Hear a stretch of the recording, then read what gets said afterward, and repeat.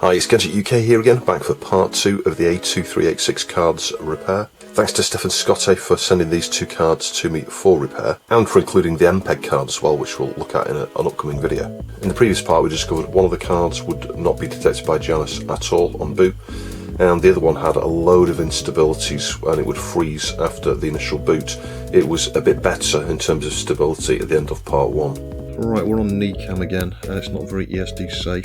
The interesting thing is that fuse has blown. It's a 4 amp fuse. What does it do? I don't know. I thought maybe it went to this port here, it doesn't. And that's a floppy drive connection, so yeah, that's blown. So anyway, I've just bridged it. Let's see what happens. I'm wondering if the 12 volt runs across that or something. Maybe this is why the VGA card's not working.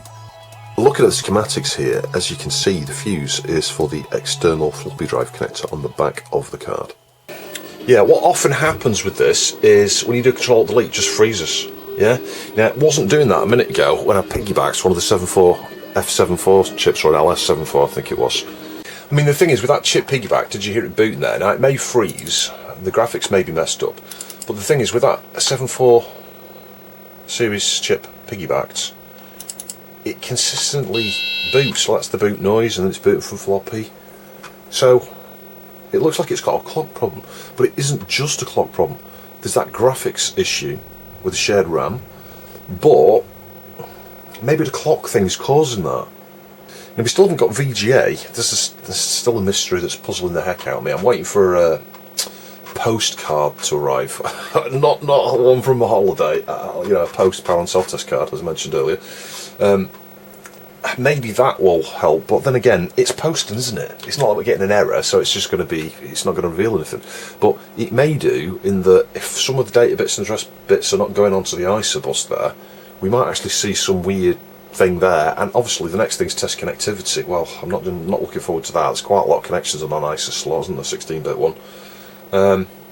But you can see that boots. Now, the key here is the Control-Delete. This is the thing that I've been focused on, going, why is Control-Delete flaky? Like, you could boot a program of this now, it'd run for ages, hours and hours, no problems. But if you press Control-Delete, it would then reset like that, and then you get a freeze here. But with that 74 series chip piggybacked, that doesn't happen. It does that, and then it pauses there for a while, and it does take quite a while, trust me. I don't know what it looks for, it just sits there for blooming ages. Then it beeps, and then it boots, and it takes a while to boot as well. It's looking at the drive now. It takes about 10 seconds after that before it even comes up with booting MS-DOS. Still doing it, it's still looking at the drive. It's incredible how slow that initial picking up the boot part of the disk is. It's insane, but there you go, starting MS-DOS. And as I said, I can repeat this.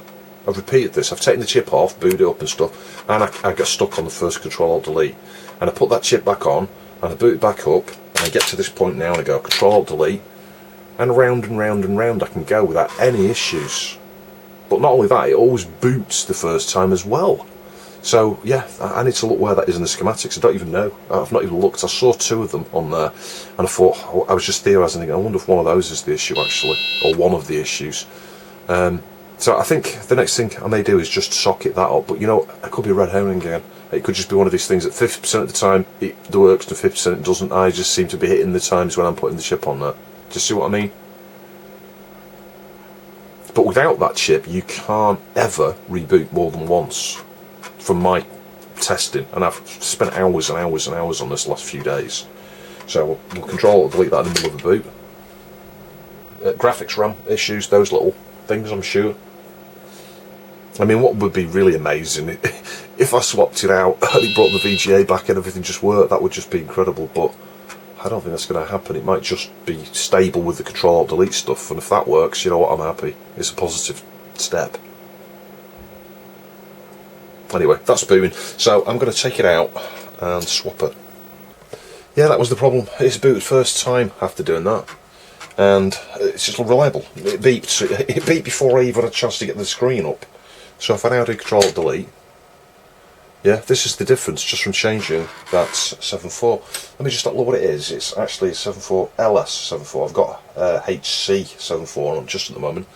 So maybe the timing difference is changing something, but I don't think so. I think that chip was borked, actually. That's one of the issues with this. But I still think it's probably got that RAM fault. We'll boot into check it.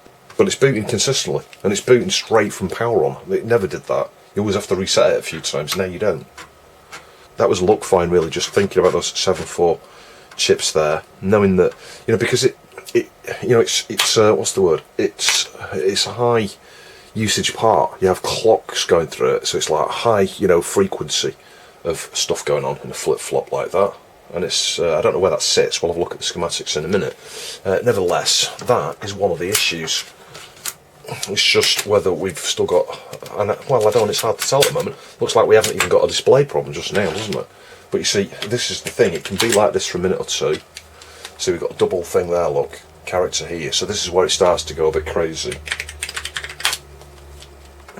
Yeah, you can't see the bottom of the screen now. Let's just stretch that down a little bit. So I do think there's another fault with this. I think it's got multiple issues, this board. This is why someone couldn't fix it. It's not just one thing. But yeah, the trial and error thing, this is what you've got to do. You know, started with the 74245s, you know, bus transceivers. None of those, they're all alright. It's got its original ones back on at the moment. And the next obvious thing was the 7.4s, really. Because there's not much else on there. There's an inverter, I checked that with a logic probe, and it's inverting, so I can't see that being the issue. There's a multiple condition OR, I think, or an AND, multiple condition AND. It's got like 8 inputs and 1 output. If that wasn't working, it wouldn't be booting them down, sure of it. Yeah, so it's going to give the RAM issue again, isn't it? But you see, is this just a consequence of maybe you can't run check it on these? Maybe it's always going to give an error even when there's nothing wrong with the video RAM. But I still think there is a problem with the video RAM. You see, it's given 4 bits now, it gave 3 before. Let's just run it again. And then one time I ran it, it gave 2 bits instead of 3.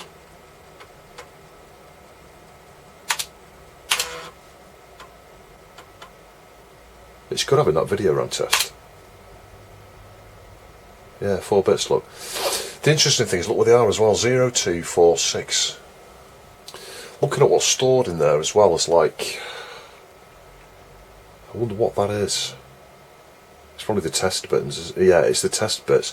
You see, like FEDC, you know, you've got the same pattern here, those ones, and that same parity. But this one's got the F and E missing. It's got the A. It's, you know, it's got some things just set to blanks or something there, to nulls. I don't know. Why are we now getting 4 bits bad? I mean, that would correspond on the screen. We're seeing 4 blobs, aren't we? 4 blobs of crap. I mean, one of them's an extended width blob. But that might be a thing, actually, depending on the character set and stuff. Yeah, 4 bits. Let's just do that a few times. I'm curious to see if at some point we get 3 bits, and then we only have, like, we've got 3 now. One's gone. Will it now give us only 3? Because 1's alright now. I didn't see the results there. No, 4, look.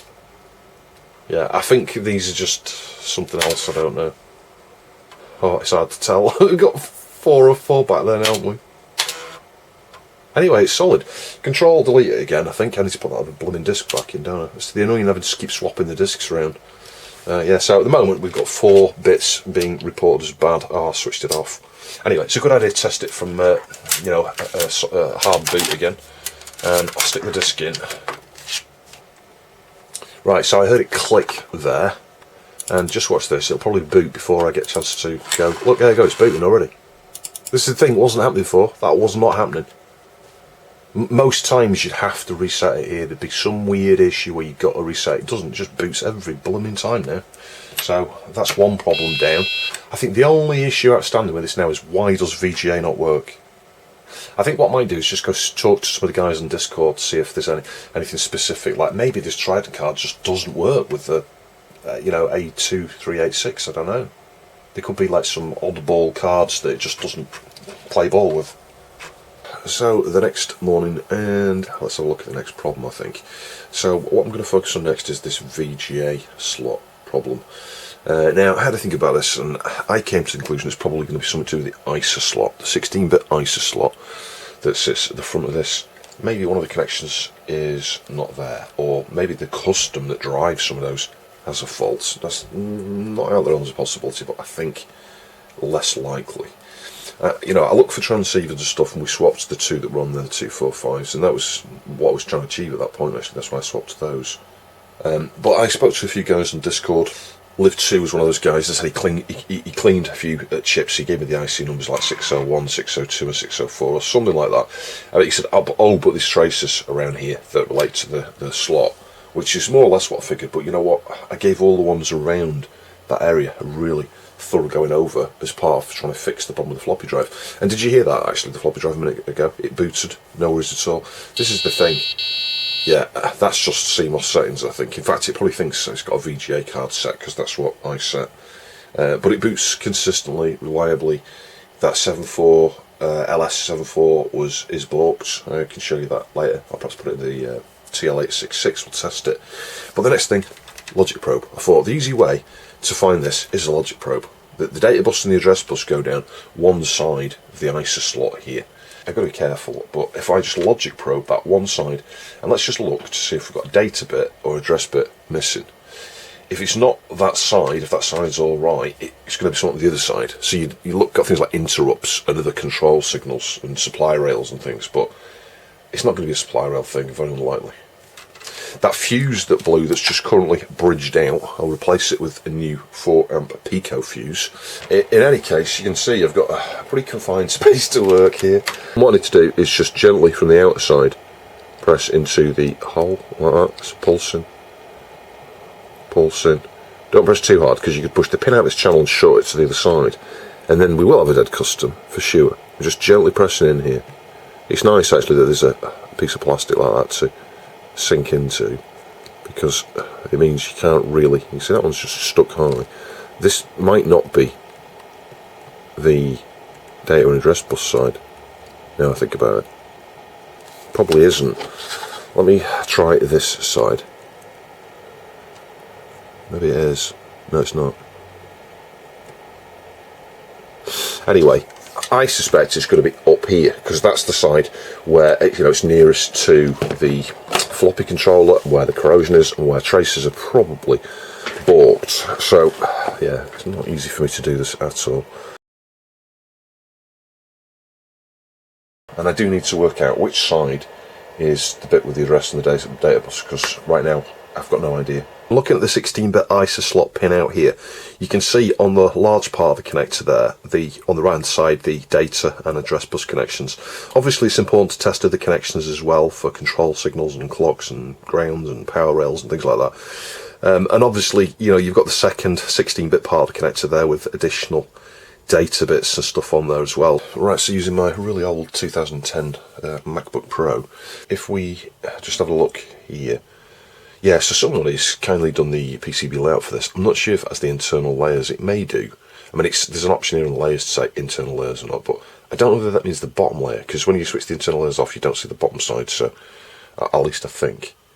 Yeah, so it's a case of trying to hover around here and just guess. You can see that goes all the way over here. I'm interested in these pins here that relate to traces that go there. See, here's a good one. Click on that. We'll highlight that one. I'll test that one first.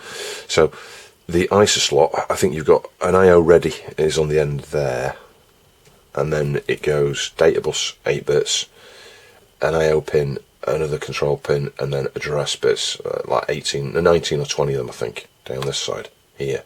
Are we on the longer bit? Let's just check. We are on the longer bit. I'm sure we are. Yeah, the smaller bit on the end there, the longer bit there. Yeah, so yeah, I couldn't see that gap. I'm absolutely blind. Yeah, so I'm just going to check certainly here.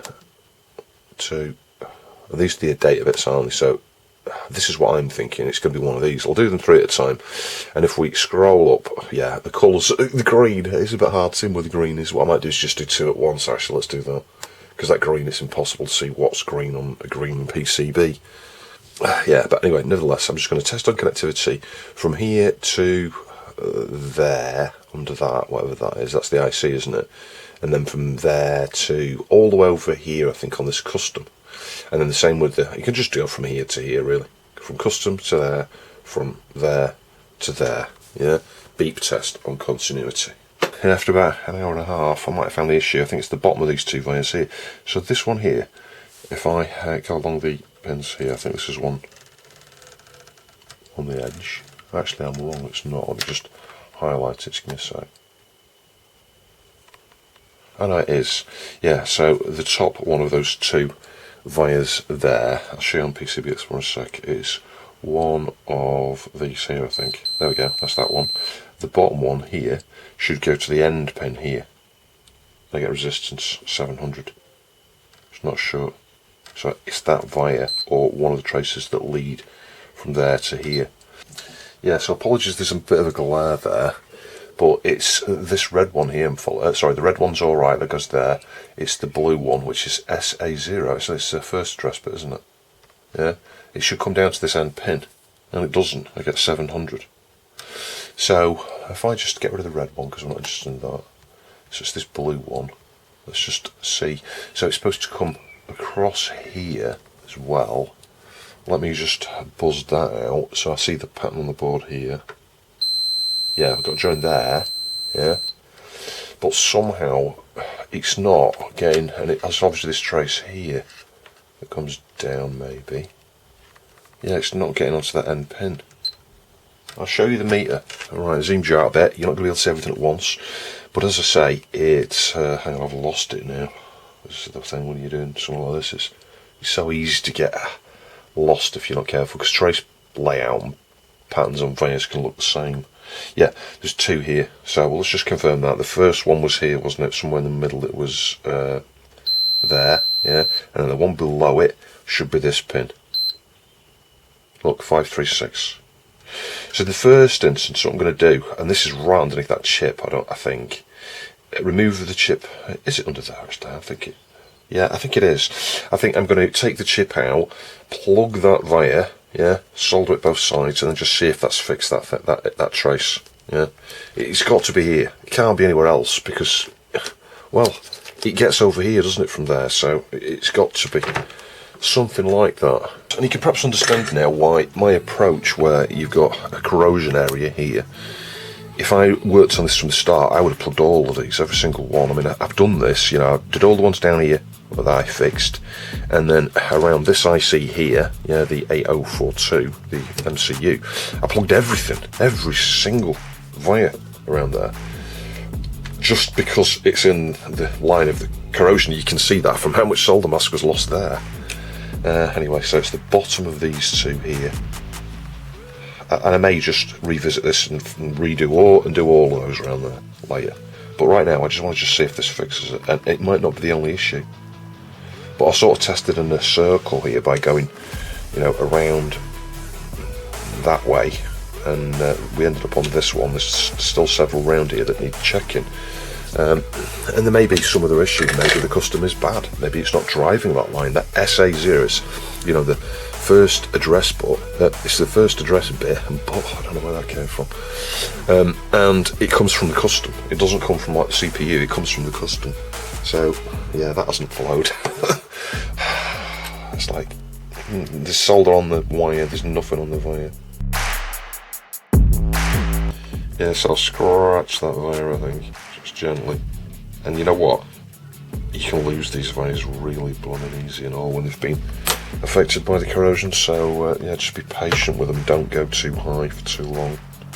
The one thing I despise about working on these is the size of these blooming wires. They're so small.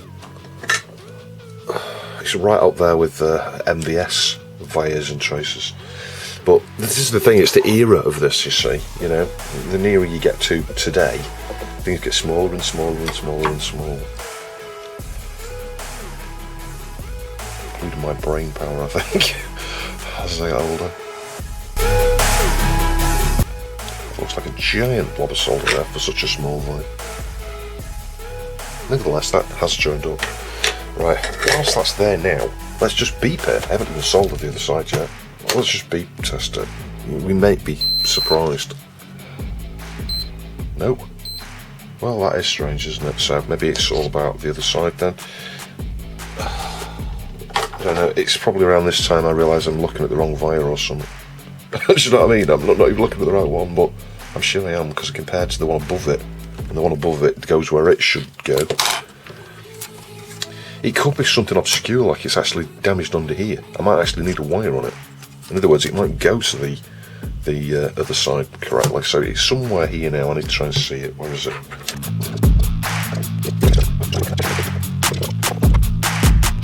You See, the thing is, it could be going via an internal layer. And if it's going via an internal layer, it's not going to make much sense to me, is it? As I'm going, why isn't it joined?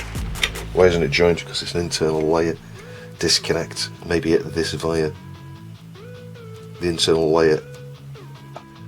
Yeah, it could be the issue here. Let's just try that again. Now it's soldered on both sides of the wire. When you're doing these wires as well, they're so small, do check you're not short to ground.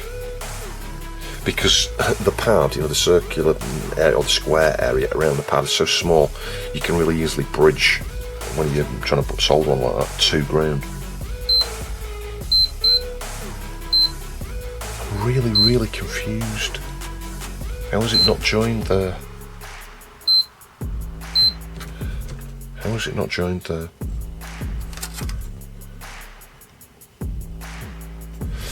I mean, the via, let's just look at the via. Maybe the via here is the issue. This just could be a really weird fault. So, you know, it comes through the via here. So if we flip this over, it's the end pin, and it's the via nearest it. So, you know, the via is up here. Let's just see if it reaches here from the top. No, same thing. So, it's got to be where it goes over here somewhere. I don't know. I'm really confused with this one. Yeah, it's not getting there. I know it is getting there, look. It's getting there. And then it comes across to...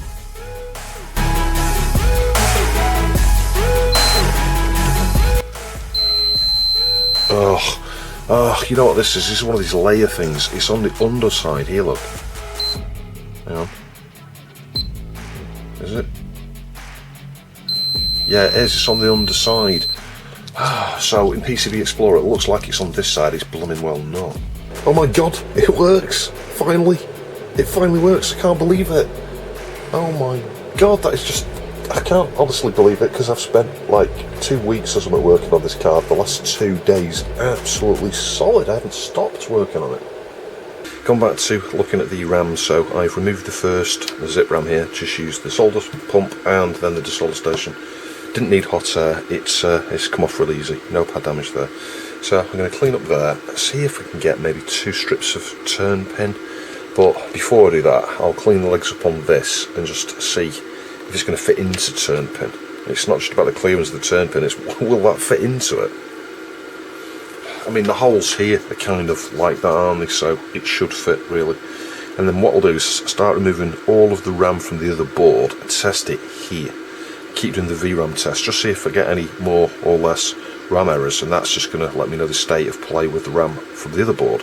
And then I guess if we've still got the error on here, and you know that 2 or 3 bytes of issue, I could start removing these and put solder directly on the ones that I know work, if that makes sense. And the amazing thing, colour 80 is working now. That's the first time I've seen colour without any corruptions or anything. And if you think about it, it makes sense. It's because one of that Commodore customer, I think, he's probably going to be emulating the video. Well, not emulating, you know, replicating the video in hardware. He's providing the CGA or MGA interface. Let's do video RAM. So yeah, I mean, I did socket that one RAM chip and start to test the zip DRAM there. I don't think there's anything wrong with the DRAM there. Yeah, passed. 16K passed. What I'd need to do, I'll do that now, put it back in monochrome and do the same thing, but I mean that's the first time CGA has been working properly. That is incredible. I can't believe how hard that was to work out though. If it wasn't for the PCB Explorer, I would have never found that, honestly. Because I'll show you where the fault is in a minute. It's just so unlikely. It's just like an unlikely fault. You never find it. So, monochrome, there we go, let's save that. Okay, reset. If you've got the VGA card and it kind of takes precedent, you can't even enable mono or colour. You can use those modes to use the keyboard, but you just get a flashing cursor. You know, the VGA takes priority. So, right, we're back on monochrome. Hang on a minute, invalid configuration information. I'll probably need to change it in the BIOS, do I? I still can't remember whether I did that bit or not. Yeah, there's a few steps. Control-Alt-Escape. Yeah, there we go. Change that to mono. And end. That should boot. But you see, this is the thing, so maybe monochrome's going to glitch out, I don't know, maybe it'll still give a RAM error. Can you see there's like extra red things all over the place? Let's just load it again. Sometimes that, there you go, sometimes that happens. You just got to just close it down and open another window. You can see I've enabled the Janus handler stuff now, and that's working as well, no issues, so I think it's fixed. I think this one is fixed. I ain't looking forward to the next one. I don't know what this is. You just click cancel. It's like it can't find the drive, but you click cancel and it's alright anyway. That only happens when you enable the Janus handler.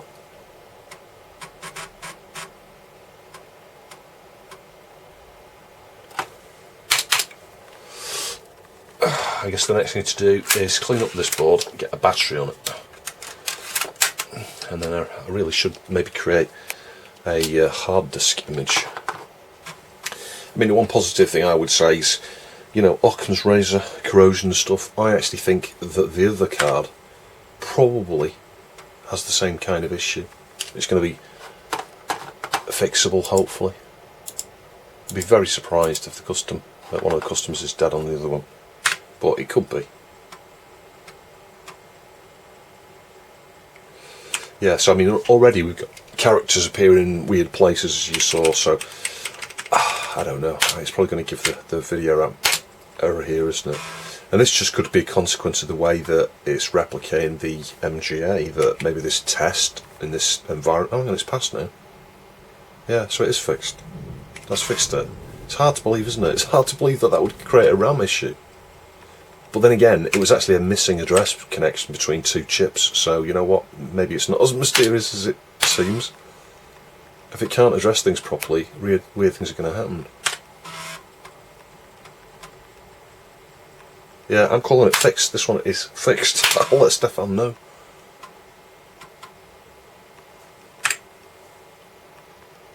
Fantastic. Right, so this is the following day. Last night I set up a virtual hard disk, an auto-boot hard disk. So I'll show you some screenshots and talk about that a little bit, because I didn't film it, but it's a dead easy process. Basically, you get a shell up, and you type make AB, leave a space, and give it a file name. Obviously you might want to be in a specific directory or a folder or whatever first. Stick that somewhere. And with a 32 meg drive, I think that's the biggest you can go for, actually. There might be a way to get around that. It might be an OS specific thing. In other words, because I'm using the default file system on Kickstart 3.1 and Workbench 3.1 here, maybe I can, can't go beyond 32 meg. But anyway, I won't be 32 meg. There's a little table I'll show you here. It lists some examples, and I went with that bottom one. And you can see the geometry of that drive there. And when you type that make AB command, the first thing it will ask you is those parameters. Yeah, it wants the number of heads, the cylinders, and all that sort of stuff. And then it took, I don't know, about 10 seconds to create that drive on the TF536 hard disk there, the compact flash card. It was really quick. And then it's booted from the DOS install disk 1, 3 disks, 6.2, and it's formatted the disk for me straight away. That only took another several seconds, very quick. I was amazed how quick that process was. And then it did take about 10 or 15 minutes to install DOS, and here we are, yeah, at the C drive. You don't even need to change anything in the BIOS to tell it what kind of hard disk. You just leave no hard disk set there, and it just automatically works. I'm guessing you need the Janus handler and Janus library option set in the PC prefs bit, because I guess if those aren't there, maybe it wouldn't link the hard drive. I might just try that in a minute, just disable the handler and see if the hard drive side of it still works. But nevertheless, it works. And I then copied across a couple of folders, and you can't quite see the end of the screen there. If I go into check it, you can see how quick it is. I mean, that would have took ages from floppy, so it's incredible actually, it's not bad. So I thought, let's have a look at benchmarks. Let's have a look at hard disk, drive 0, which is C, and it's just above an XT, that's not bad. That's not bad, it's not great, but it's not bad. Yeah, you can see it's just marginally above an XT, but if you look at the average seek, that's incredibly fast. And the track seek is incredibly low, and that's what you want. Yeah, the seek better is less. Yeah, So it's so much quicker. Obviously, you know, track seeking and average seeking, it's just the transfer is only marginally faster than an XT. You know, and an XT is, you know, the predecessor to the 286. It's an 8288. Well, it says there 20%, 1.19. So I think that's not bad considering it's virtual. Yeah, so I reckon for most stuff I could get away with that if this was mine. I don't think it is. I know it's not. Yeah, so if this was mine, I'd be pretty happy with that. Unfortunately, it's got to go back to Stefan. So, yeah, I think the next thing I'm going to do, obviously we're going to finish cleaning up this card. The thing we didn't need to do, but is useful anyway, and I can show you this, is this RAM. You know, I put a socket here, didn't I, and I removed all the RAM from the other card. I actually think all that RAM's alright. I don't think that RAM's the issue. And you do get a different behaviour. So again, it's part of the learning process here. I want to see what happens when you test one of these without one of those. So we'll do that now. I'll switch it off. I'll just make sure I'm grounded on the mat there. Just going to just carefully pull that out. It's nice and warm, that chip. Switch it on, and we'll try it without one. And you'll see, I know what the answer is because I've seen it already, but you'll see what happens when one of them is not there. So the BIOS on this is doing a test at some point when it boots. You know, it needs that RAM, yeah, because it's not only video RAM, but it provides some window there, you know, for the Amiga to communicate. Yeah, it's a bit like on the Neo Geo where you've got a communication channel with a Z80. It works a slightly different way. It's using some RAM to do that, but that is kind of the window of communication, or one of them. There might be more than one probably, between the Amiga and the PC side. And of course, when you've got one chip missing, you'll hear it gives a beep code, which tells me the BIOS is actually aware of that. It's doing some check. It's got because this is the thing. This is a custom BIOS. It's not a standard PC BIOS. If you put another BIOS on here, thinking, "Oh, I'll get over 286 111," you'd lose the Janus stuff. It may well boot the PC side without an issue, but then you'd lose the connectivity to the Amiga. Yeah, so it's booting. You can hear the drive there. Look, recoverable alerts. So you get these recoverable alerts. Useful information. If you've got one of these and you're getting recoverable alerts, you know exactly where to look. It's going to be that RAM. Yeah, and now it's frozen, look. Beep, beep, beep. Yeah, there we go, I've got a fault. Yeah, and all we get here is no boot device available. Yeah, so the beep, beep, beep is probably because it couldn't see the virtual hard disk, and it can't see the virtual hard disk because the Janus library, you know, the stuff when it boots on the workbench side, it resets the card. It's able to do that for some reason. It's able to actually start it, but then it's trying to communicate with it and it can't. So you might not necessarily get the beep behaviour. In fact, that's frozen. Look, can't even move the mouse. Can't move the mouse. So if you get that kind of behaviour where you get a recoverable alert with Workbench 3.1 and it freezes like this, maybe you hear a beep or not, I don't know. You should hear the click, because I heard the click as it reset. And obviously if you've got VGA connected like I have here, you may be able to see something like we've got a recoverable alert again. Oh, it's responded a bit and then it's frozen. This is the thing. Anyway, hopefully that's useful information in respect to yeah, that little section of RAM there. So what I'll probably do is, well, I'm waiting for the other RAM to arrive, so I'm going to leave that socket there for the moment, because I've got some of this stuff coming, even though I'm not going to need it probably, but it just allows me now to test it, doesn't it? I can put that RAM in there and test it that way. The other thought I did have, which is a bit crazy really, you know, that only having one of these sockets like this RAM may not get used for much at all. Do you see what I mean? It's like, I don't know whether, I mean, it's going to be so many bits, it's like 4 bits, is it, or 2 bit or something like that. So yeah, so you're not testing everything by just sockets in one up, really. What I'd really need to do is socket all 4 up and then, I don't know, change all the RAM out at once maybe. In terms of video RAM, you see, when you're testing in MGA mode, monochrome, you're only using 4K. Well, we've got 128K there, so you're not testing it all, are you? The other interesting thing, though, is there was never actually a RAM fault, was there? We were getting those RAM faults on the VRAM when we tested the 4K VRAM. When you put it in CGA mode, obviously that uses a lot more RAM, maybe 32 or 64K or something, and that was completely messed up. You couldn't see anything on the screen at all. You couldn't even run the test because you couldn't see the screen sufficiently to do the test properly. But all the issues there with the VRAM stuff were all fixed when I worked out the connection between the custom here and this custom, I think, over here was missing. One connection, yeah. And it's like I say, it's really obscure because I'm sure the fault is actually under this chip, perhaps. I guess it's also worth pointing out, and I'm sure you spotted by now, we changed boards here. We went to the Rev 4, and this was just me getting desperate before I worked out that trace issue, trying to think, well, what else could it be? You know, is there some timing difference between the Rev 4 and the Rev 6 that means it works better on the Rev 4? Or I just wanted to rule it out.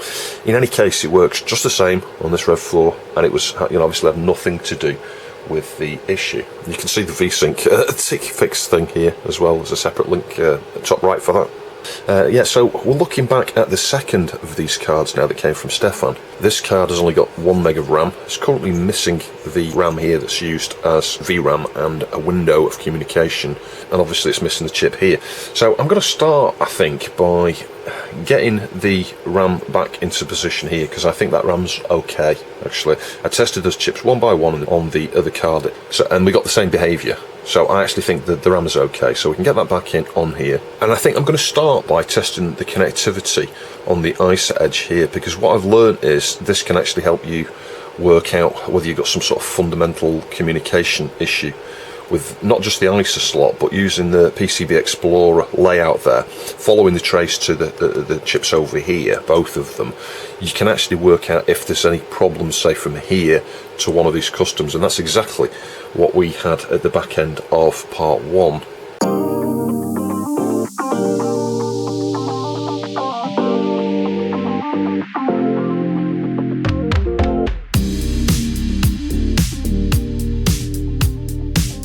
And I can show you some of the connectivity here. So using Amiga PCB Explorer, the things you're interested in is this. It's, you know, it's Occam's razor again. It's the area of the board that's affected by corrosion. That's your most likely cause. I mean, on the other card, we had some other faults. We had a trace that's no way could be affected by corrosion right in the middle of the board somewhere.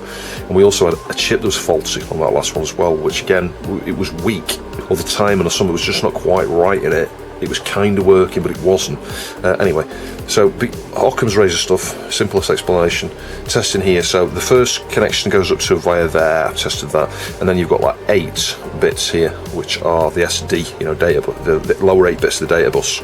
So, you know, each one of them goes up to here, so you can go along that, make sure each one of those goes to each one of the pins in the centre there, so you know, you miss the end pins on that side, you know, like start there, and we end over there like that. So each one of those on that side there goes to this, but then it's a case of doing the same tests there to this chip here. Yeah, each one of them I think starts around here actually, this corner. Yeah, and then the next one is somewhere down here. There you go. And the next one counting across until we've got 8 bits there connected to that, and then it's the same thing with this one. Yeah, all 8 bits of those there, skip the first pin, and then 8 bits all connect to some pins down here. Those are good things to do, and then just continue on with the remaining things there. That tip's looking a bit bent, isn't it? And then obviously flip the board over and work on the same connections here. Yeah, testing the connectivity against Amiga PCB Explorer. I suspect that's already been done to this.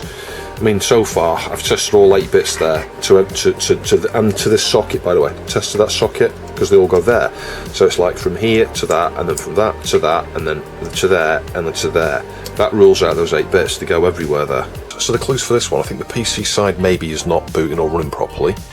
It clicks when it initialises, but then you get a pause on the LED. In other words, the LED's flashing, you go click, the LED's off, and it's like 8, 9, 10 seconds, and then it starts flashing again and boots up. And then you get that obviously Janus library could not be loaded when you try to, fail to load when you try to load the Janus side of things. So the next thing is just to rule out some of the data bus side on the Amiga part, not necessarily the address bus, because we don't know until we get it booting further, is boards. And there we go, 512K Zora 2 A2386 SX card. So that shows that we've got communication via auto config to one of these chips. One of these handles the auto config. It doesn't necessarily mean the data bus buffers are alright there, actually, thinking about it in retrospect, but the fact this clicks, yeah, that goes for the PC speaker. It's the PC speaker that shows me that maybe it has somehow received an initialization from the Amiga side, and that only happens at a specific point in the boot when it does something with Janus as it's booting. Yeah, so that tells me it's probably attempting to boot. We know it's not this because we've tested this on the other board. It's all alright. The RAM is good on here. The PALs are all good. The BIOS is good, the 8042 is good. Connectivity, I just tested the heck out of the stuff around the floppy controller and both sides of that end of the ISA slot there. I can't really see an issue there, if I'm honest. Everything looks good. So I'm thinking maybe 7.4 logic somewhere around here. I mean, it could be a dead custom. Could be a broken crazy trace like it was in the last video as well, in the middle somewhere, underneath something where you go, how did that break? Makes no sense. But I'm going to start with these 7474, seriously. I'll piggyback them, logic probe them, scope them, do the same sort of thing with the address bus and data bus around here. Now, the interesting thing here, we may have the same fault as the other board, the 74LS, I think it might be, or an F74, because I've piggybacked that, and when it got to the click, the LED went off for literally half a second, and then it continued to boot. I'm like, oh my god, I think this is actually booting. And then when the desktop came up, we got recoverable alert. Now, we saw that in the previous video when this RAM was not right. I'm starting to wonder actually if one of these isn't right. So that's a possibility. Like, I've now fixed the issue by piggybacking that. Anyway, I think I should get that off. I'm just going to power cycle that, and I'll show you. I'll just make sure that is firmly on there. Yeah, and it is. It's really tightly on. Yeah, and you can see the LED there. So let's just wait until it clicks and watch how quick it continues after that point. Click, card initialized. This time it didn't. So I don't know, whatever it is, it's intermittent. Yeah, we haven't got a recoverable exception this time. So I don't know, but I just find it interesting. That's the first time I've seen that with this card, where it's doing something slightly different. We'll just try that one more time. And of course we could scope it, that may reveal things, but I always find that flip-flops, 7.4s, yeah, that was a long pause again, hard to work out what is going on with them actually. Right, I'm not convinced on the flip-flops. And you know what, the flip-flops, the one that we had an issue with in the previous one, that wasn't causes a, fail to boot. It was just like glitching, and you couldn't control delete properly, it wouldn't reset properly, etc. But the thing that did cause me the issue was, well, this area here, yeah? We had some connections missing there, and you get the behaviour we're seeing now. This chip connects to those, and this, yeah? So I'm going to remove that. Occam's razor again, the battery's been around here. Corrosion around those pins there from the battery, maybe. Those pins are connected to this. It could kill that, yeah? So, yeah, it's just logical stuff, really. I've not logic probed it or anything. I'm just going to get it off, socket it, and we'll try a placement chip there, just see if that works.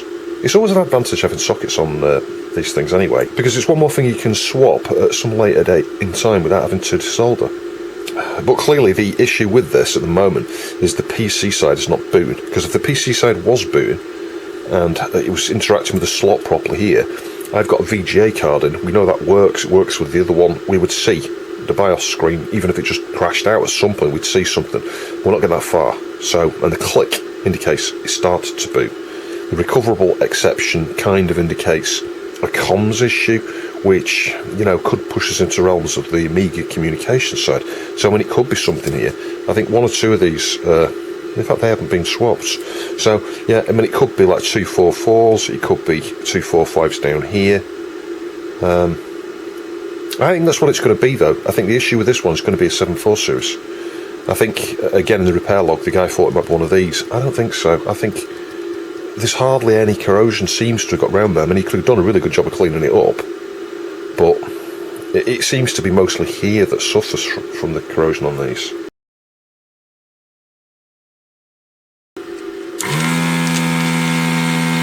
Anyway, I'll report back in a minute. Yep, and I did remove completely the wrong chip, the one over here. But the issue we're having with the recoverable exception, that happens when you've not got this RAM here. It's on the same bus as this, so I'll swap that out anyway, but that is what I intended to remove. We'll do that next. Now, I think on this one I was on the right tracks with that RAM, because I've piggybacked one of the 257s. The first time ever, we're able to get into here. So this is new. Let me try a PC reset.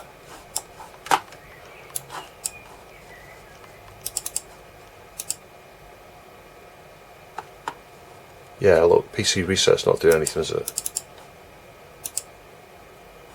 I mean, it could just be fluke that I've got a little bit further there.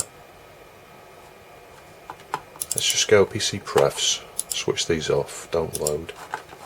Because sometimes that can, believe it or not, change things.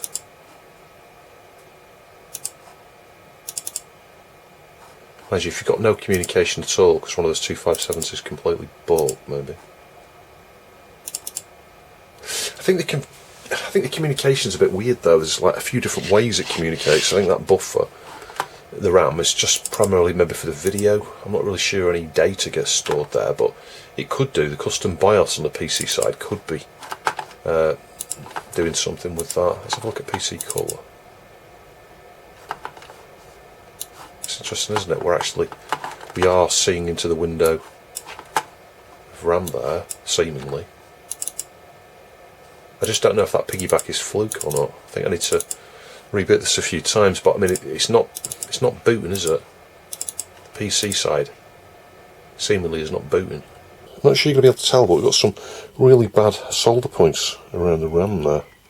There's one or two where the solder doesn't look very well filled around, and there's like a little circle around, certainly in this first 4 or so slots here. I'm just going to reflow those actually, I think.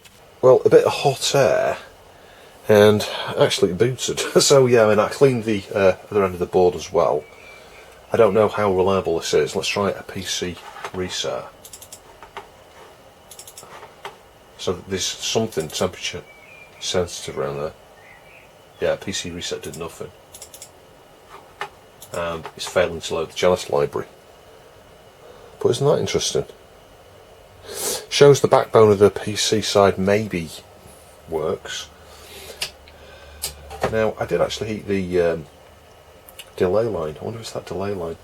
But I did heat the delay line, the 2 Commodore Customs at that point, and the 74 series that are near there as well, like 257s, and also the 74 flip-flop, the 04.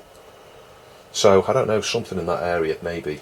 So swapping that flip-flop had no effect. I had to put a fix wire here. I did break a trace. Look what's just appeared here.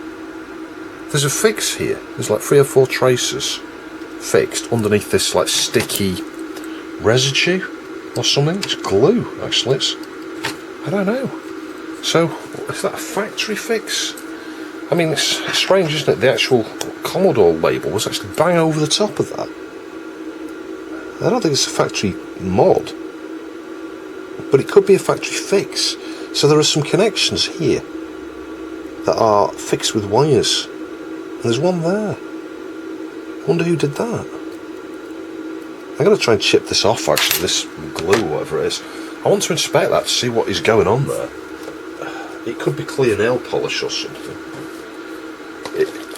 I tell you what though, that is annoying, because if you're going to do a fix to a board, don't start sticking labels over the top of it so no one can see what it is.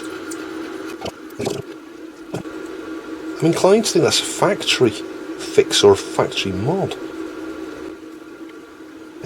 Right, I wish I'd never touched that area.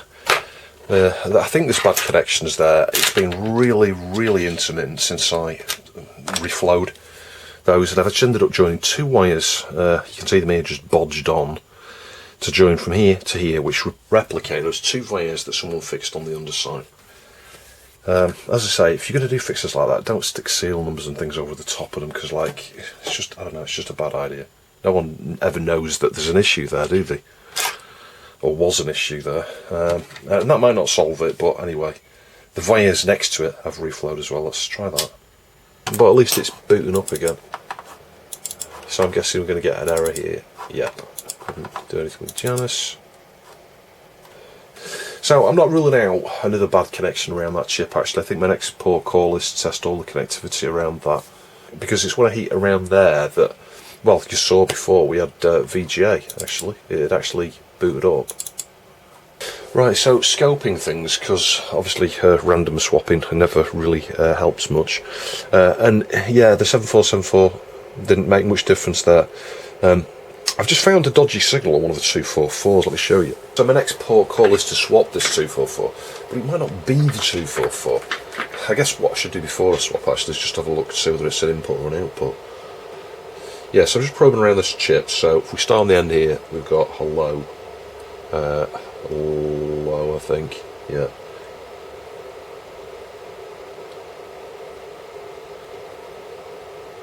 Getting nowhere fast, but I'm going to swap that socket. I mean, just look at the pins, can you see?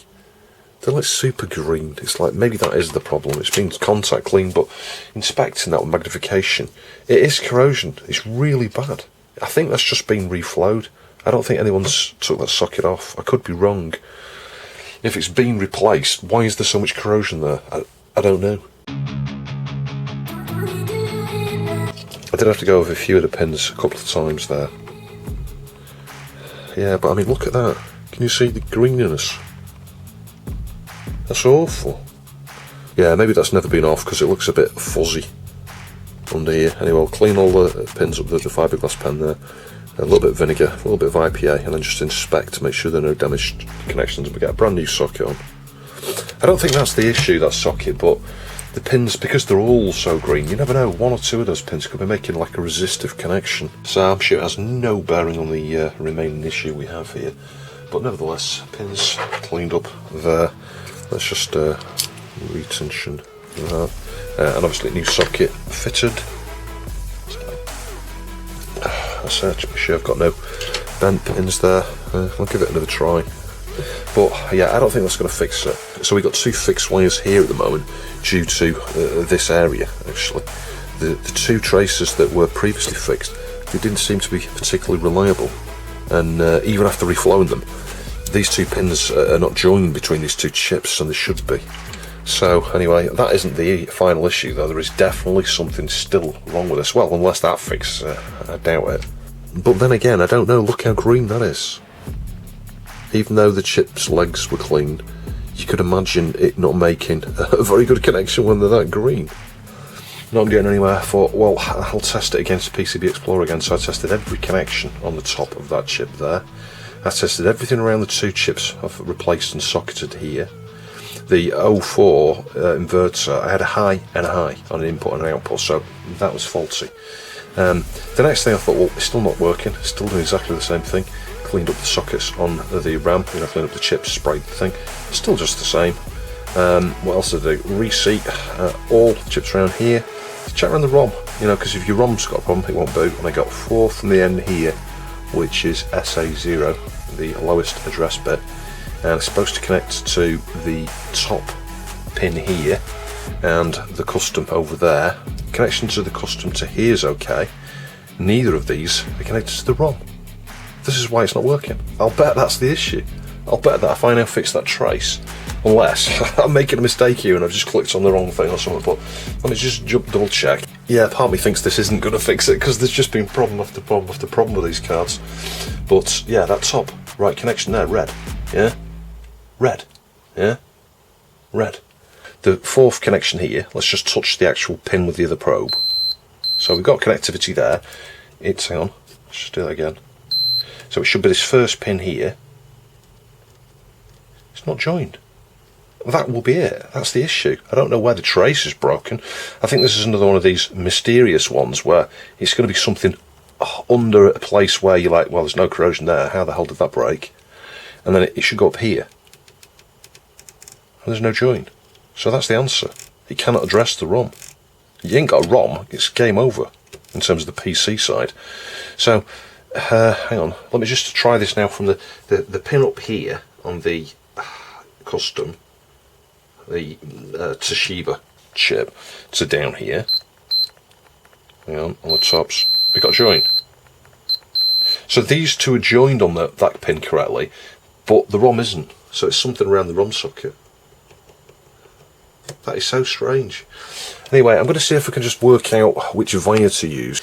You see, technically there's a wire, or is there? I don't know, it's hard to see what on earth's going on the underside of the board there. We could have a look at the bottom layer, see if we can look for the red connections. Let's do that. Yeah, so we've got a wire here, look.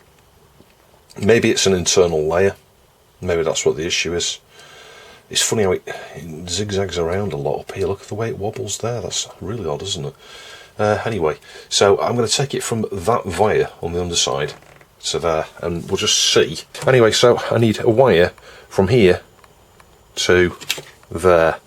I bet that fixes it. I'm going to be overjoyed if it does. So do not underestimate how much time you may have to put into fixing one of these. Unless you're a genius and can logic analyse everything on it, you understand the architecture on everything there, and understand lots of unknowns. but the bottom line is I found a bad trace here. This should go up to here, and it doesn't. Oh, it does now. It didn't a minute ago. And then over there, yeah, I think that's an intermittent connection actually. Bear in mind I've got a wire in it now, so you know what, that's probably fixed it. Yeah, and then the wire comes out here. Yeah, so anyway, bottom line, I've spent an incredible time on this, maybe 30 hours on each of these boards, probably maybe even 40 on this one, because I've tested everything. What I did a minute ago, and where I'm leading up to here, is I tested all connectivity on these 245s here to the stuff there and stuff on the edge, and then I thought, well, and I'd already done these because I swapped those out. You know, this is just like shooting, trying to shoot fish in a barrel. I don't know, this is just like trying to random stuff to a degree, but just like instinctive stuff, just to rule out bus transceivers and things. There's still two 244s in here, but you know what, I've scoped the heck out of these, just as I did with that one. I can't really see any issue. I'll be very surprised if it is those, but those might be the next thing, because I'm running out of ideas, really running out of ideas, other than maybe a faulty one of these or a faulty one of these. But we do know at some point, when I just heated somewhere around here and a bit around there and then back over here again, suddenly it booted and it froze at 512k on the RAM test there. So I'm like, well, where did I heat it? And I've tried to replicate that by heating, power cycle, heating, power cycle, you know, and getting nowhere with it. You know, it does influence, this is the thing, heating the board up does influence what happens when it boots. Just once or twice I've had, like, you know, the screen of corruption up there, but it doesn't beat. PC reset does nothing. So you're left wondering, what did I actually... And the other thing is, when you heat like that, you can be heating for, I don't know, 10 minutes various places before something changes, and then you're like, well, was it the last thing I heated? Was it the first thing I heated that's just now got up to temperature as a result of heating things nearby, etc.? So really, really annoying and frustrating to work on this. And I spent 2 hours yesterday scoping the heck out of everything on here. And other than some contention stuff on all of the buses, really, you know, the data bus and the address bus, I couldn't really see any issue anywhere. It's not like we're missing something. Logic probe as well, you know, I've logic probe stuff anyway. So yeah, this is exposed here and the wire's through. I just need to really carefully now try and add a bit of solder down there. So you can see I removed the base again. Yeah, surface mounting these with hot air, great idea if you know everything's good, but when you've got that much damage under there, yeah, battery leakage and everything, don't put a base on it. Remove the base, because we've got a damage trace here, a damage trace here, and these were things that I can only work out when we remove the base here, measure from each of the pins and follow the wires to each of the things around here. It seemingly, when the chip was in, it was kind of, certain things were intermittent on those two connections. So you know what, that might be it. One of them was the floppy drive controller chip select. If this was chip selected, you know, in other words, it's not getting a signal, it's got a low there. Oh, I'm going to output, I'm going to interact with the bus. Well, if that's interacting with the ISA bus, it's not going to boot, is it? It could be that simple, but probably isn't. I reckon there's a 50% chance it's now going to behave differently, where maybe it'll boot. So we'll get that back in. We'll get the 8042, is it? I think it is. I honestly can't remember the part number on that. It's like an Intel type MCU, isn't it? It's from that family that Intel just like to use a lot. Like the 8053, I think. Might be the 8054, might be the follow-on or something. Something like that. Honestly can't remember the part number. It's ages since I did anything with that. Yeah, so let's just give it a try. I'm going to leave the laptop powered on, just put that on the floor, because you know what, I've got the feeling in 2 minutes I'm going to be removing the motherboard from the bench again and going back to checking connectivity here. So the video was running on length a bit there.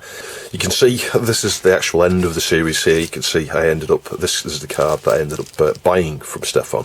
Massive thanks to Stefan for sending these two cards to me. And ultimately the second card was, Stefan wanted me to sell it to, you know, he sold it, and for me to forward it onto Pillock. So yeah, there'll be more about that in a future video. And you can see he's had some upgrades and things this, yeah, full 8 meg of RAM there. Yeah, so this is the first board we started looking at, and you can see the connection from the chip over here. I think I may have mentioned it, not showing you the fix, but I ended up joining the wire, you know, initially a test one just from there to there. But you can see here, by the time we get to the end of the series, it's routed underneath the ROM here. So this is not the second card, it's the first card. It had one or two things less socketed. You know, you'll see one or two more sockets on the other card in the next part. But we're close to getting the second card working. And you may be thinking, Chris, did you really need to do all those fixes? Was Chris exaggerating? No, the 7474 on the second card was super glitchy. The one on here came off for a different reason, as you'll see later. The other chip here, the buffer, it had an intermittent buffer on it where, and I tested that, I retested it later, I could stick it back on and it works alright, and then hang on a minute, start getting problems, the machine would freeze, etc. And that's logic probe, the input and output on one gate on the inverter, and yeah, I had stuck high and a high, and I swapped over for a decent chip and it worked okay, reliably, for hours. You can see on the first board, I actually ended up leaving the socket on here for the zip RAM. It just allows me to test that RAM moving forward, and this is the card I've kept, so it kind of made sense to do that. The other thing was one of the buffers, and I may have made a mistake there thinking it was a 244, one of the 245s on the other card. The point when I was scoping, I was trying to show you one pin and another one, and then the camcorder stopped, but you saw the logic level difference. One pin was a bit low, it was like a borderline on, it's still probably registered as a high, but at various points I'd scoped that pin and it was quite a lot lower, it was like 2.5 volts-ish. So one of the buffers was a bit glitchy, and I found the same thing, as you'll see later, on the second card to do with the ISA slot, and it was one of these buffers here where the logic level again was not quite right, and I swapped it out, it was alright, but the chip did work, but I was getting glitchy sort of issues and stuff. So yeah, a number of issues in this second part here, connections between chips that just, well, they could make sense in terms of corrosion, but also connections between chips, you know, over here, bad solder points that don't make any sense at all. And as you saw on the second one here, where the label came off, there's more about that in the next part. Problems there, and I don't know how that happened and who fixed it and who stuck the label back over there. And had that label not fallen off, I would have no clue that the connectivity there was broken, unless I just connectivity tested till the cows come home. And I ended up doing that on the second card anyway. So a huge thanks to whoever owns Amiga PCB Explorer. Without the board layout files on there, those internal layers that run from, you know, customs to each other, you've got no chance of working out an issue there, unless, as I showed when you're trying to test all the data bus and address bus connections, if you don't do that between all of the main components on here, you're not going to be aware that one component can't communicate with another component on a specific data bit or address bit, and all bets are off if those are missing. Anyway, I do hope you found that video interesting. Please see the Coffee and Patreon links down below. I'll catch you in the next video.